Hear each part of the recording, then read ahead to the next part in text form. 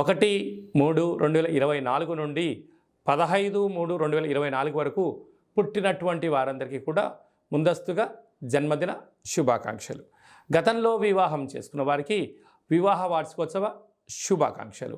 ద్వాదశ రాశుల్లో గ్రహ గమనాల్ని ఒకసారి వీక్షింపచేద్దాం. కర్కాటక రాశి వారికి మహాశివరాత్రి సందర్భంగా, ఆదివారం అమావాస్య సందర్భంగా ఎలాంటి విధి విధానాలు పాటించాలో ఈ వీడియోలో సవివరంగా సంపూర్ణంగా తెలుసుకుందాం.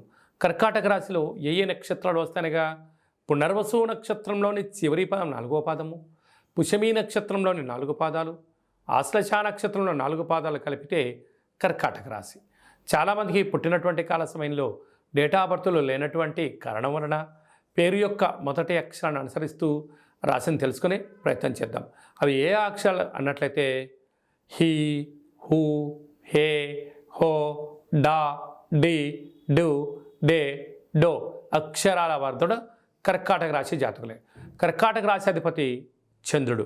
వీరికి తృతీయంలో కేతువు, సప్తమంలో కుజశుక్ర సంచార స్థితి, కుజదోష ప్రభావము, అష్టమంలో రవి బుధ శని సంచార స్థితి, భాగ్యస్థానంలో రాహు, లాభంలో గురు సంచార స్థితి ఉన్నప్పుడు ఒకవైపు ఏమో కుజదోషము, అష్టమంలో 3 గ్రహాల సంచార స్థితి, ఇలాగ 18 సంవత్సరాల తర్వాత ఈ యొక్క గ్రహాల కలయిక ఎలా ఉంటుంది కనుక చిన్న చిన్న విషయాలకు ఆందోళన, చీకులు, ఇబ్బందులు, స్వల్పమైన వాహన ప్రమాదాలు పొంచి ఉన్నాయి.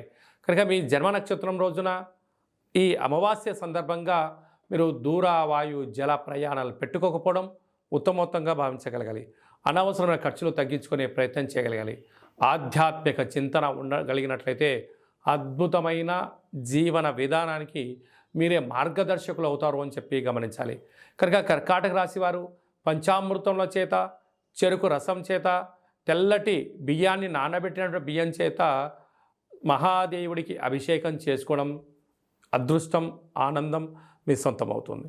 అలాగే ఆదివారం అమావాస్య సందర్భంగా తెల్లటి పుష్పాల చేత కాళభైరవ స్వామికి అర్చన, విశేషమైనటువంటి తెల్లటి పుష్పాలు, తెల్లటి వస్త్రాల చేత అభిషేకం చేసి తెల్ల జిల్లేడు వృక్షం దగ్గర దీపం పెట్టగలిగినట్లయితే గ్రహదోషాలలో ఉండబడిన ఆటంకాలు తొలగిపోయి అదృష్టం మీ సొంతం అవుతుంది.